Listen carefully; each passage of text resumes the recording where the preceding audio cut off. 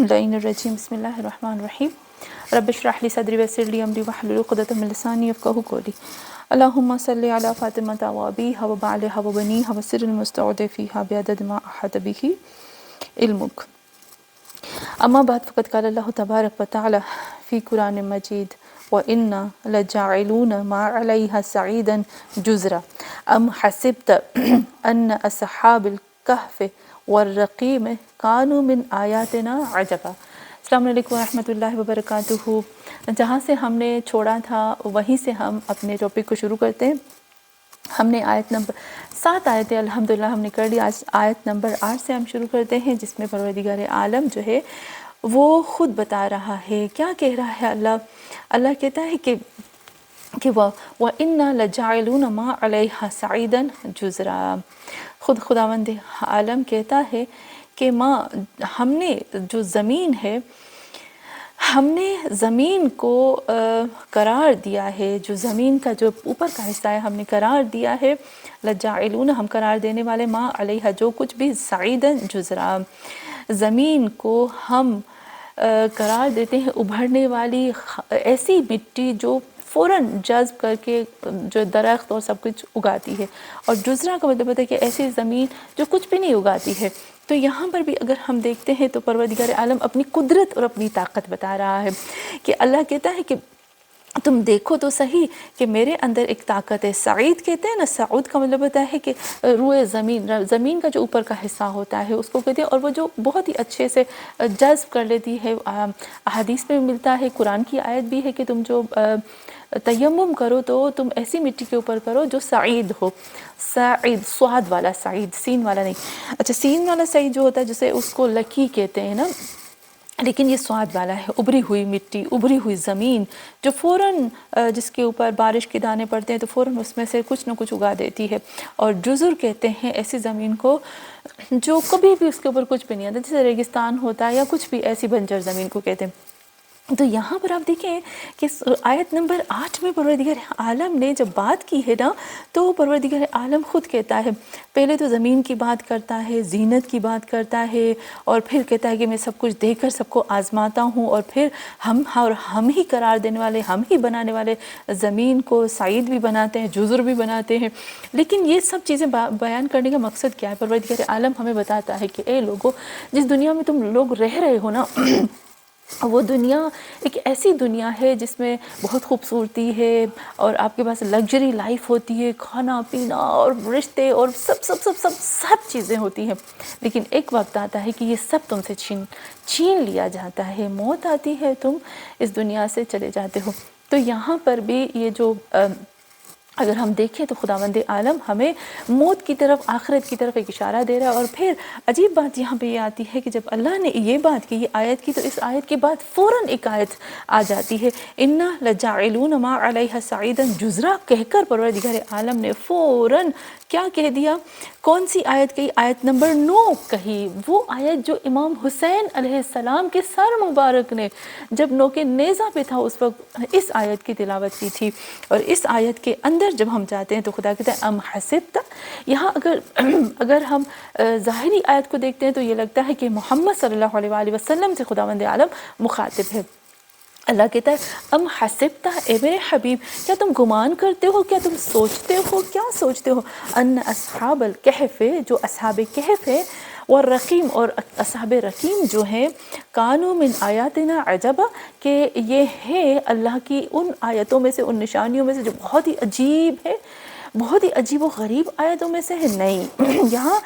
Indirect परवरदिगार आलम हमें बताना चाहता है। क्या बताना चाहते हैं? अगर हम देखते हैं तो पहले तो मैं आती हूँ अस्हाब कहफ़ का, यानी कहफ़ की जो रूट मीनिंग है उसकी तरफ आती हूँ। फिर मैं आती हूँ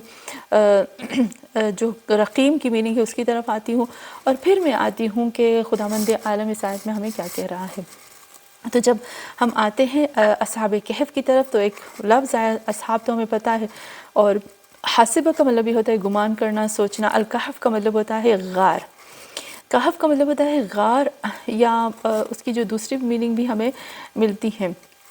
जैसे गार को भी कहते हैं, या एक ऐसी चीज़ को कहते हैं जो बहुत ज़्यादा छुपी हुई होती है, या बहुत बड़े पहाड़ के अंदर जो बहुत बड़ा सुराख होता है उसको भी कहते हैं। تو یہاں پر جو کہف ہوتا ہے وہ اس کو کہتے ہیں، غار کو بھی کہتے ہیں۔ اچھا پھر جب ہم آتے ہیں اس کے اور اندر، جب ہم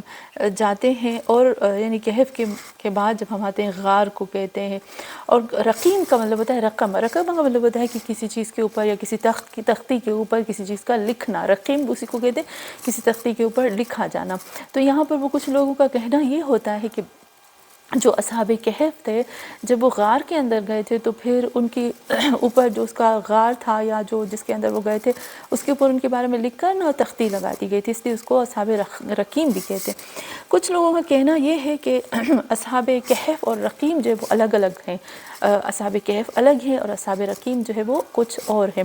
لیکن اگر مجھے نہیں لگتا کہ اصحاب کہف اور رقیم الگ الگ ہیں، کیونکہ جب اصحاب کہف و رقیم پروردگار عالم نے بات کی ہے نا تو رقیم اسی آیت میں اللہ نے بیان کی، اور آگے جو ہے وہ صرف اصحاب کہف کی ہی بات، اور ایک ہی قصہ جو ہے پروردگار عالم کنٹینیو ہمیں بتا رہا ہے۔ تو یہاں پر جو قرآن کا جو لب و لہجہ ہے، جو آیت کا جو لب و لہجہ ہے وہ یہی بتاتا ہے کہ اصحاب کہف اور رقیم ایک ہی گروپ ہے جس کے بارے میں پروردگار عالم جو ہے وہ بات کر رہا ہے۔ اچھا اصحاب کہف کے بارے میں ملتا ہے کہ اس آیت کی تھوڑی سی ہم گہرائی میں جاتے ہیں کہ یہ آیتیں جو ہے وہ کس طرح سے کیوں نازل ہوئی تھی۔ جیسے میں نے پہلے بتایا تھا کہ کچھ یہودی جو تھے وہ سوال کر رہے تھے، 3 سوال کیے تھے، محمد صلی اللہ علیہ وآلہ وسلم سے روح کے بارے میں کیا تھا، اور اصحاب کہف کے بارے میں کیا تھا، اور جناب ذوالقرنین کے بارے میں کیا تھا۔ تو رسول خدا صلی اللہ علیہ وآلہ وسلم نے کہا کہ میں انتظار کرتا ہوں، 15 دن تک انتظار کیا، اور کافی دن گزر گئے، اور پھر جب حضرت جبرائیل علیہ السلام آئے اور ان آیتوں کو لے کر آئے، روح کے بارے میں یسألونک عن الروح کے بارے میں بھی جب آیت آئی تو پھر رسول خدا نے ان کو جواب دیا، اور حضرت جبرائیل سے پوچھا کہ اے جبرائیل کیوں اتنی دیر سے تم آئے؟ تو اس وقت حضرت جبرائیل نے کہا مجھے جب خدا کہے گا میں تب آؤں گا، تو میں اپنے خدا کے حکم سے چلتا ہوں اور اللہ کے ہی حکم سے میں آؤں گا۔ تو یہ اس کا شان نزول تھا۔ اور پھر اصحاب کہف کے بارے میں جب ہم آتے ہیں، رقیم کا بھی میں نے بتا دیا، کہف کے بارے میں نے بتا دیا۔ اچھا یہاں پر ایک اور چیز جو آتی ہے وہ بہت ہی اہم اس کے جو پوائنٹس آتے ہیں اس کی طرف بھی ہم چلتے ہوئے جائیں کہ اصحاب کہف کا جب ہم لفظ بولتے ہیں تو یہاں پر جب اللہ نے کہا کہ ام حسبت، تم گمان کرتے ہو کہ اصحاب کہف جو ہے وہ بہت بڑی اللہ کی نشانی میں جب بھی میں یہ آیت پڑھتی تھی یا میں نے سوچا تھا کہ امام حسین علیہ السلام جو تھے وہ اس آیت کو پڑھتے تھے، امام حسین علیہ السلام نے اس آیت کی تلاوت کی۔ کیوں اس آیت کی تلاوت کی؟ انشاءاللہ میں جب اس آیت کے بارے میں بولوں گی تو آپ ضرور اس کے اندر غور کریں گے، اور آپ کو بھی اس کے بارے میں کافی پوائنٹس اور کافی جواب یا سوال مل جائیں گے۔ تو یہاں پر اللہ نے جب محمد صلی اللہ علیہ وآلہ وسلم سے کہا کہ تمہیں لگتا ہے کہ اصحاب کہف جو ہے وہ اللہ کی بہت عجیب نشانیوں میں سے ہے، یعنی بہت حیران کرنے والے اور بہت عجب چیزیں ہیں، تمہیں جو ہے وہ حیرت زدہ کر دیتے ہیں، تو ایسا نہیں ہے۔ جسے اللہ کہتے ہیں نہیں اے میرے حبیب ایسا نہیں ہے، اللہ کی اور بھی بہت زیادہ نشانیاں ہیں جس کو دیکھ کر انسان اپنی عقل کو کھو بیٹھتا ہے۔ تو یہاں پر بھی خود خداوند عالم یہاں پر بھی اللہ بتاتا ہے کہ ایسی کائنات میں بہت زیادہ اللہ کی، جب تم جاؤ گے نا کائنات کے اندر، تم اسپیس کے اندر جاؤ گے اور پورے زمین اور آسمان کو کھودو گے تو تمہیں اتنی نشانیاں ملیں گی میرے رب العزت کی۔ یہ زمین اور پہاڑ اور چرند اور پرند اور اسپیس اور پلانٹ اور کتنی ایسی چیزیں تمہیں ملیں گی جو تم دیکھ کر تمہارے اپنے ہوش کو تم کھو بیٹھو گے۔ تو یہ اصحاب کہف اور رقیم بھی اسی میں سے ہے، یہ بھی اللہ کی ایسی نشانی موجود ہے۔ تو یہ صرف یہ نشانی نہیں کہ تم اس کو دیکھ کر کھو جاؤ۔ تو یہاں پر بھی ہم یہ دیکھتے ہیں۔ اچھا کچھ لوگوں کا کہنا ہے کہ اصحاب کہف جو ہے وہ حضرت عیسیٰ علیہ السلام کے بعد وہ ان کے بارے میں ہے کہ یہ قصہ جو تھا وہ حضرت عیسیٰ علیہ السلام کے بعد یہ واقعہ پیش آیا، اور محمد صلی اللہ علیہ وآلہ وسلم کی بعثت سے پہلے، اور سرزمین روم پہ تھا، اور اس شہر کا نام افسوس تھا، اور جو اس دور کے جو طاغوت تھے اس کا نام دقیانوس تھا۔ اچھا یہاں پر بھی جب ہم دیکھتے ہیں یہ بہت زیادہ ہمارے لیے بہت ہی جیسے کہہ سکتے ہیں کہ لیسن والا قصہ ہے۔ اب ہم آتے ہیں اس کے اندر اور اس کی گہرائی کی طرف، یہ کیا کہنا چاہتا ہے۔ تو یہاں امام حسین علیہ السلام نے بھی، جب امام حسین نے بھی یہ کہا تھا کہ ام حسبت، کہ تم گمان کرتے ہو کہ تم جو ہے وہ اللہ کی اصحاب کہف جو ہے وہ اللہ کی عجب کرنے والی، تمہارے عقل اور حواس کو کھو دینے والی ایسی نشانی ہے کہ تم اپنے آپ کو کھو بیٹھو، بلکہ ایسا نہیں ہے۔ امام حسین کہتے ہیں کہ اس سے بھی بڑی نشانی یہ ہے کہ حسین کا سر مبارک نوک نیزہ پہ ہونا یہ اصحاب کہف اور اصحاب رقیم سے کہیں گنا زیادہ حیرت زدہ اور حیرت میں کرنے والی اللہ کی آیتوں میں سے ایک آیت ہے۔ اصحاب کہف اور اصحاب رقیم جو ہے وہ اتنی بڑی حیرت زدہ اور اتنی بڑی نشانی نہیں، اس سے کہیں بڑی نشانی ہے حسین، سر حسین کا نوک نیزہ پہ ہونا اور تلاوت قرآن کرنا، اور یہ پورا کربلا کا واقعہ۔ اس میں پھر اس کے بعد جب ہم آتے ہیں تو قرآن کی جو آیت ہے وہ بہت ہی خوبصورت آیت ہے۔ اس کے بعد والی آیت کی طرف آتے ہیں کہ خود خداوند عالم کہتے ہیں اذ آوا فتیۃ الی الکہف فقالوا ربنا آتنا من لدنک رحمۃ وہیئ لنا من امرنا رشدا۔ اچھا، بہت ہی خوبصورت آیت آتی ہے اس میں کہ یہ والی آیت ہے اذ آوا، جب پناہ مانگی۔ کس نے پناہ مانگی؟ جب پناہ مانگی اذ آوا فتیۃ، جب پناہ مانگی ان جوانوں نے، ان بچوں نے، ان لڑکوں نے، کس سے پناہ مانگی؟ الی الکہف، کہف کی طرف جا کر ان لوگوں نے، یعنی وہی غار کی طرف جا کر ان لوگوں نے پناہ مانگی اللہ سے۔ جب انہوں نے پناہ مانگی اللہ سے تو یہاں پر پھر انہوں نے اللہ سے دعا مانگی، فقالو، پھر ان لوگوں نے کہا ربنا، اے ہمارے رب، آتنا، ہمیں عطا فرما من لدن کا، اپنی طرف سے۔ ایک ہوتا ہے لدن، لدن ہوتا ہے بہت ہی قیمتی چیز کو کہتے ہیں لدن، جو بہت ہی پاس میں ہوتی ہے نا، جب جیسے لدن کا مطلب ہوتا ہے میں نے چھپا کے اپنے پاس کوئی چیز رکھی ہے، یہ بہت میری قیمتی چیز ہے، اب میں اس کو نہیں جانے دوں گی، اس چیز کو کہتے ہیں لدن۔ تو یہاں پر بھی وہ لدن کہتے ہیں۔ ایک ہوتا ہے عند، عند کا مطلب ہوتا ہے پاس، قریب کا مطلب ہوتا ہے کہ قریب، اندی میرے پاس ہے، میرے بیگ میں ہے، میرے پرس میں پڑا ہوا ہے۔ لدن کا مطلب ہوتا ہے بہت قیمتی چیز، جس کو میں نے اپنے پتہ نہیں کہاں چھپا کے رکھا ہے، اپنی الماری میں بند کر کے رکھا، اور وہ میں اپنے آپ سے کبھی بھی دور نہیں کرتی، وہ میری ذات سے ریلیٹڈ ہے، اس لیے لدن کہتے ہیں۔ تو یہاں بھی آتا ہے کہ آتنا من لدن کا رحمتن، کہ عطا فرماؤ اپنی ذات کی طرف سے، تو جو وہ رحمت جو تم نے اپنے پاس چھپا کے رکھی ہے وہ ہمیں عطا کرو۔ رحمتن وہیئ لنا، اور تیار کر دو ہمارے لیے، من امرنا، ہمارے سے رشدہ۔ رشدہ کا مطلب یہ ہوتا ہے کہ نجات دینا، آگے بڑھانا، گروتھ دینا۔ بہت ہی خوبصورت یہ جو لفظ ہے نا یہاں پر استعمال ہوئے۔ سب سے پہلے میں حیا کا لفظ استعمال کروں گی، حیا کی میننگ میں آؤں گی، اس کا مطلب ہوتا ہے حویہ، اور حیا اس کی میننگ ہوتی ہے حیا، اور حیا کا مطلب ہوتا ہے کہ فیسلٹیز جو ہے وہ دینا، یعنی آسائشیں تیار کر کے دے دینے کو حیا کہتے ہیں۔ تو یہاں پر بھی کتنے خوبصورت طریقے سے وہ اپنے رب سے مانگ رہے ہیں، حیّ لنا من امرنا، ہمارے لیے بہت، ہمیں ساری فیسلٹیز دے دو، اب اس غار کے اندر ہم آ گئے تمہاری ذات کے لیے، تو اب ہمیں ساری فیسلٹیز دے دو تیار کر کے، من امرنا، ہمارے کام سے، اور رشدہ، اور پھر رشدہ یعنی ہم آگے بڑھ پائیں۔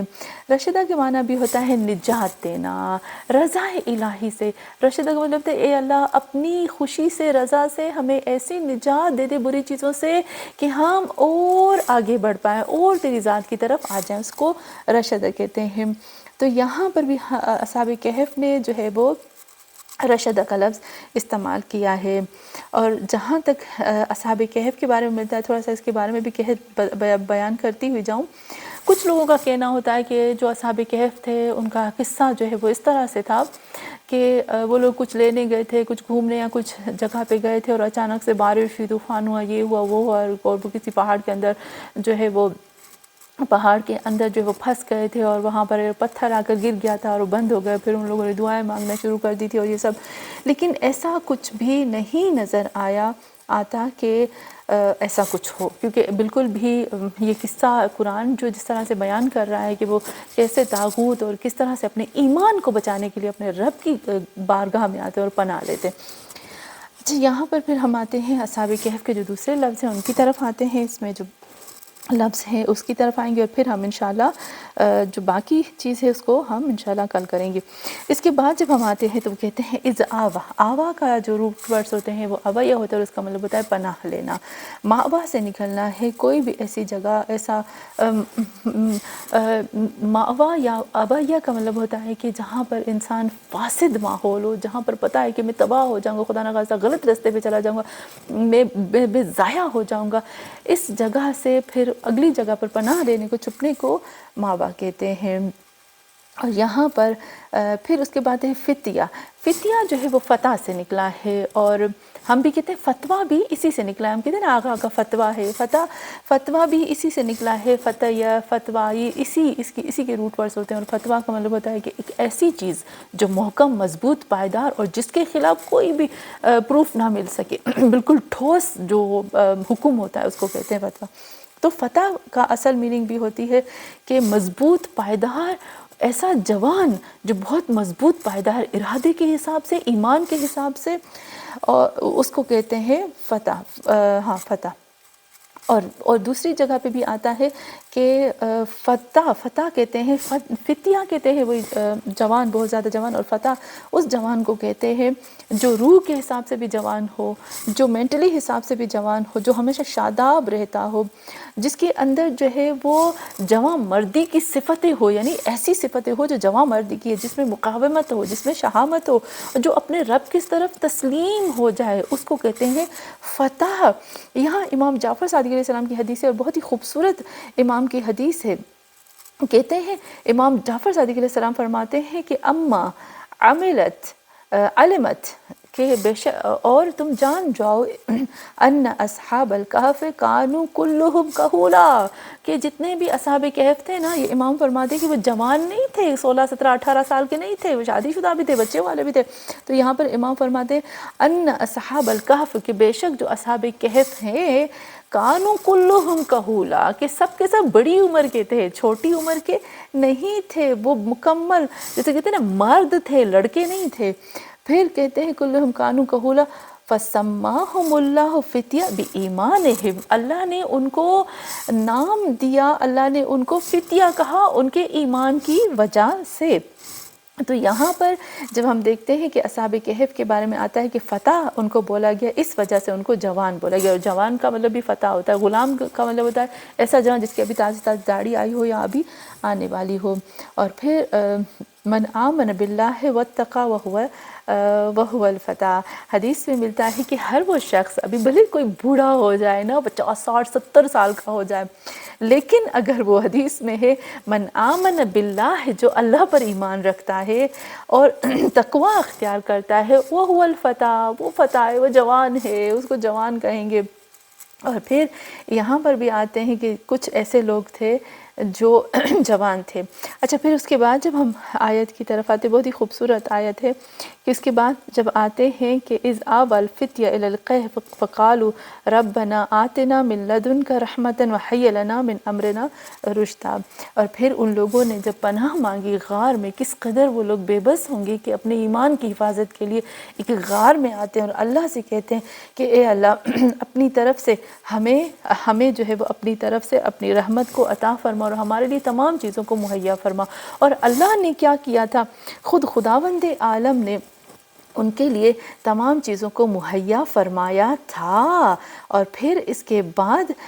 والی جو آیت ہے وہ بھی آیت نمبر 11 ہے، فَضَرَبْنَا عَلَىٰ آذَانِهِمْ فِي الْكَهْفِ سِنِينَ عَدَدًا، اور پھر ہم نے ان کے کانوں کے اوپر فَضَرَبْنَا، بس ہم نے مار دیا، یعنی ہم نے بہت بہت سختی کے ساتھ